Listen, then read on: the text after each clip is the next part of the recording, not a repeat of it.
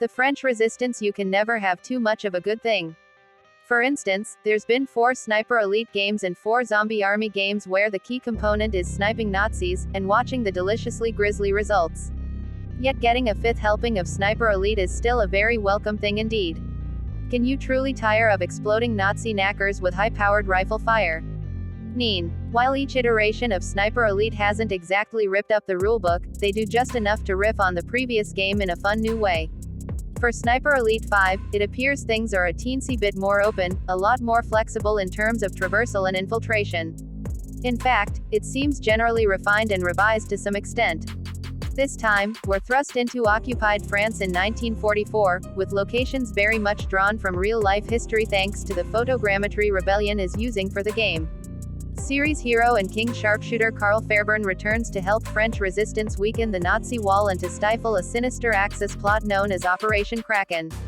For the preview, I was dropped a little further behind enemy lines, starting in Sniper Elite 5's second chapter, having just met up with a pocket of the French resistance in a forest.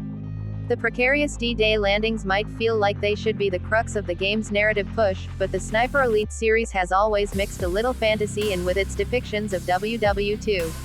It's nowhere near the alt-history shenanigans of the Wolfenstein series, but Fairburne's now on the trail of Obergruppenführer Mahler and Operation Kraken, an audacious plan by the Nazi hierarchy that could change the face of the war. Don't worry, I'm sure it won't.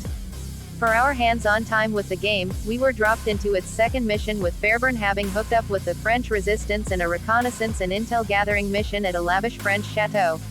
It's a sprawling open environment in a style that will feel familiar to players of Sniper Elite 4, which dramatically expanded the scope of what the series could do with its level design.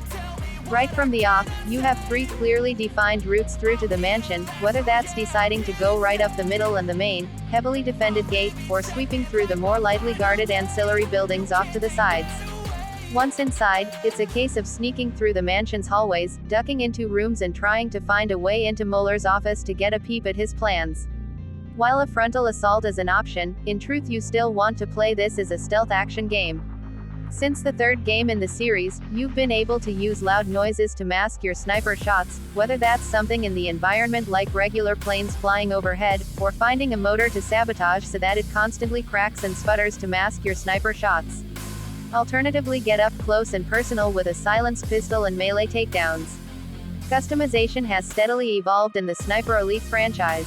Earlier games saw players only having access to a marksman rifle and a pistol, but as Karl's adventures have advanced, so too has his access to firearms. Sniper Elite 5 gives players the option to create loadouts to their liking with a marksman, SMG, and pistol all being available from the start of each mission. Additional equipment such as trip mines and grenades can also be added to your loadout. Karl, himself, is customizable with a collection of upgrades that players can unlock with skill points.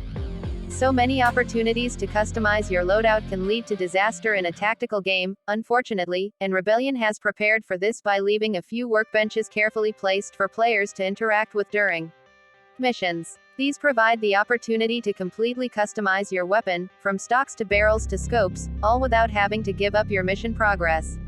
Not all weapon customization is limited to workbenches, however, as players can pick up special ammunition types that can be changed on the fly via a radial menu. What makes Sniper Elite 5 so exciting again are the numerous moments in which a single shot can decide between success and defeat. If your bullet doesn't find its target, then it will be difficult to assert yourself against the enemy's superiority. Conversely, it's all the more satisfying when you're rewarded with a killcam that lets you see exactly how the projectile slams into the enemy. Of course, these X-rays are again not for the faint-hearted.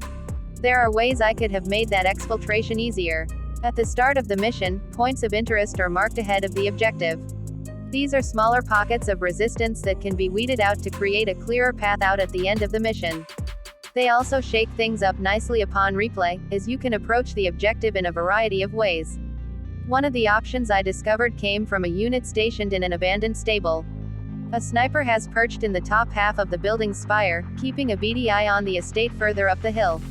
Not only does this save me from a potentially deadly exfiltration, it offers a great vantage point to hit my target from without getting too close. If I sabotage a nearby engine beforehand, I can even cover the sound of my gunfire. I still have to get the documents, but I know where to go now, and don't have to take a detour to off the officer.